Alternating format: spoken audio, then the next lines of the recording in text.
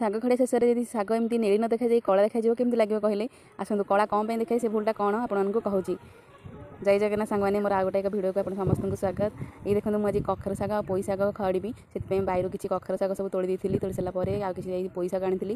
ପୋଇ ଶାଗ କଖାରୁ ଶାଗ ଆଣି ସାରିଲା ପରେ ଅଲଗା ଶାଗ ମିଶାଇ ଚଳେ, ମୁଁ ଯେହେତୁ ଦୁଇଟା ଶାଗ ଆଣିଥିଲି ତାକୁ ଆଣିକି ଏମିତି ଭଲ ଭାବରେ ସିଅ କାଢ଼ିକି ବାଛିଥିଲି। କାରଣ କଖାରୁ ଶାଗ ସିଅ ନ ବାହାର କଲେ ଖାଲି କଣ୍ଟେଇ ଲାଗିବ, କଣ୍ଟାଣ ଲାଗିବ। ତାକୁ ଏମିତି ବାଛି ଦେଇକିରି ତାକୁ ହାତରେ ମକଚି ଦେଲା ପରେ ତାର ସବୁ କଣ୍ଟା ଅଂଶ ବାହାରି ପଡ଼ିଥାଏ।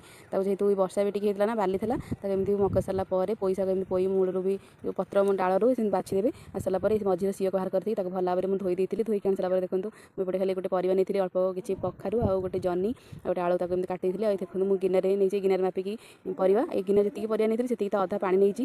କରେଇ ବସେଇ ଦେଇକିରି ଦେଖନ୍ତୁ ମୁଁ ଲଙ୍କା ବିନା ତେଲରେ ଆଜି ମୁଁ ଶାଗ ଖଡ଼ିକି ଦେଖେଇବି। ଲଙ୍କା ତେଲ ନେଇଥିଲି ଆଉ ସୋରିଷ ନେଇଥିଲି। ସୋରିଷ ଦେଖନ୍ତୁ ଏମିତି ଫୁଟିଗଲା ପରେ ମୁଁ ପରିବା ପକେଇଥିଲି। ପରିବା ଯେତିକି ନେଇଥିଲା ସେତିକି ଅନୁସାରେ ପାଣି ଦେଇଥିଲି। ତ ଅଳ୍ପ ପାଣି ଦେଖିଥିଲି ନା, ଗିନାଟା ପରିବା ନେଇଥିଲି, ମୁଁ ଅଧ ଗିନାରେ ପାଣି ଦେଇଥିଲି। ଦେଖନ୍ତୁ ପରିବା ଫୁଟି ସାରିଲା ପରେ ଶାଗ ପକେଇଥିଲି, ତାପରେ କିଛି ଭାତ ପକେଇଥିଲି, ସ୍ୱାଦ ଅନୁସାରେ ଲୁଣ ପକେଇଥିଲି। ଭୁଲଟା ହେଉଛି ଏଇଆ ଯେ ଦେଖନ୍ତୁ ଶାଗ ପକେଇଲେ କେବେ ଘୋଳେଇବେନି, ସାଙ୍ଗେ ସାଙ୍ଗେ ହିଁ ତାକୁ ଘୋଟିବେ। ଘୋଟି ସାରିଲା ପରେ କାରଣ ଆଗରୁ ଯେଉଁ ପରିବା ପକେଇଥାନ୍ତି ସେ ପରିବା ସିଝି ଯାଇଥିବ ନା, ଆଉ ଶାଗ ତ ଅଳ୍ପ ଟିକେ ସିଝିଲେ ବି ସିଝିଯିବ। ଘୋଳେଇଲେ ନା ସେମିତି କଳା ପଡ଼ିଯାଏ। ଏମିତି ଘୋଟୁଥିବେ, ପାଣି ବି ଦେଖି ମାପିକି ଏମିତି ଦେବେ। ଦେଖନ୍ତୁ ମୁଁ ଘୋଟା ସାରିଲାଣି, ଶାଗ ମୋର ସେମିତି ନେଳି ଦେଖାଯାଉଛି। ଶାଗ ଦେଖନ୍ତୁ ମୋର ରେଡ଼ି ହେଇଗଲା। ଶାଗ ଖୋଲିଲା ବେଳେ ଗୋଟେ ଲକ୍ଷ୍ୟ କରିଥିବେ, ଜାଳ ଅଧିକ ଦେବେନି କି କମ୍ ଦେବେନି। କମ୍ ଦେଲେ ସିଝିଯିବ, ଅଧିକ ଦେଲେ ନା ପୋଡ଼ିବ। ମିଡ଼ିୟମ୍ ସାଇଜ୍ର ଜାଳ ଦେବେ। ରହିଲି, ଜୟ ଜଗନ୍ନାଥ।